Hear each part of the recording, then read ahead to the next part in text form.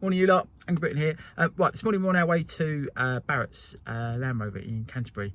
I bought an Evoque last year. It's been pretty nice to own, obviously.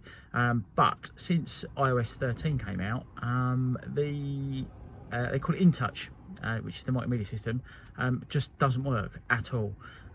If you're using it on Bluetooth, the connection drops out. You can't browse any of your track lists and that sort of thing. If it's plugged in, you still can't browse anything. So iOS 13 has made a complete pig's ear of it, to be honest. So the car's going in today for a couple of days, a couple of days, seriously, to have a software update done. So we're on our way there now, and let's see how we get on.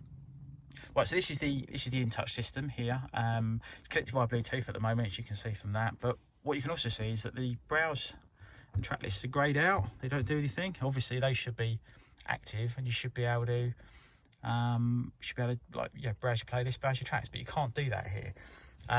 So that's Bluetooth. And what I'm going to do now is I'm going to try and plug the phone in while I'm holding it. So that might not go well, but let's see. Right, so we're now plugged in. So let's see what happens here. If you hit the browse button, you can go to playlists, playlist will load up. But you only get one track. There's 20 or 30 different tracks in this playlist. You only get one, so that's a bit useless.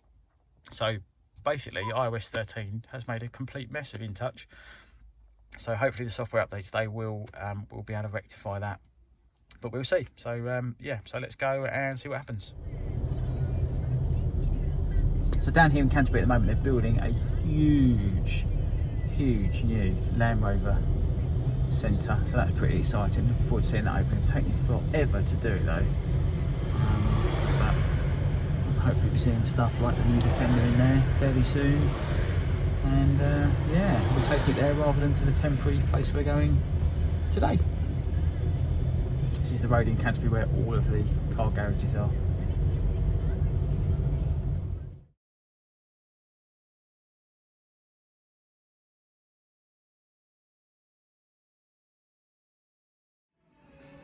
Okay, so far so good. Gone off to get the courtesy car. Wait and see. Right, so here's what they've given me as a courtesy car. So that looks like a Landmark to me. That one, slightly different to mine.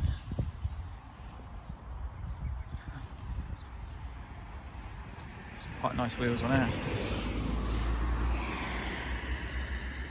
Yeah. It's not a bad courtesy car at all, that.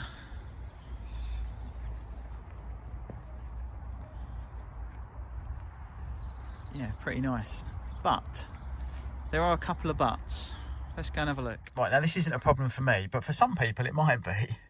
Okay, the courtesy car is a manual.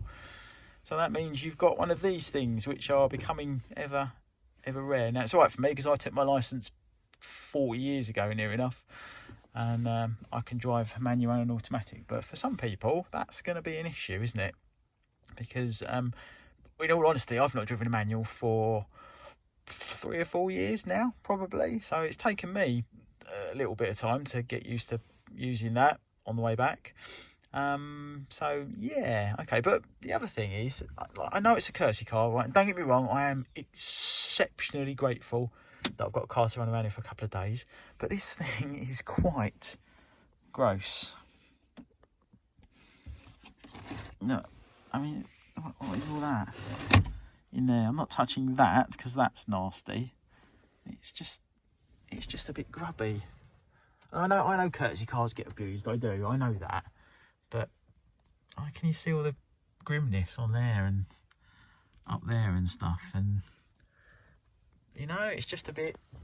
I'm really grateful. I am, honestly, Land Rover. I'm really, really grateful for the loan of the car for a couple of days. But could you not clean it, do you think, before you give it to people?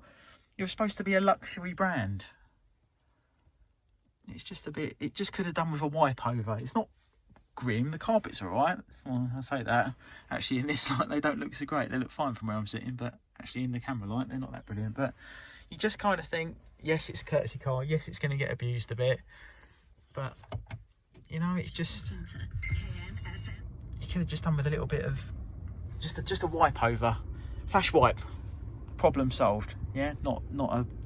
I mean, that is grim. That's someone's hairband. That's just nasty. And just other little things. That, I mean, the clock isn't right either. You know, these are not. You are not Peugeot.